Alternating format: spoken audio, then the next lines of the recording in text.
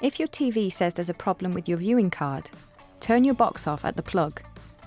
Take the card out and check for damage to the chip. Any yellow or brown colours around the front of the card is completely normal. Keep it out and turn the box on at the plug. Wait 3 minutes. Press Sky and then 108. Put your card back in with the chip facing down and forwards. If the channel doesn't work, you'll need to pair it. Press Services on your remote, go to Settings, then System Details.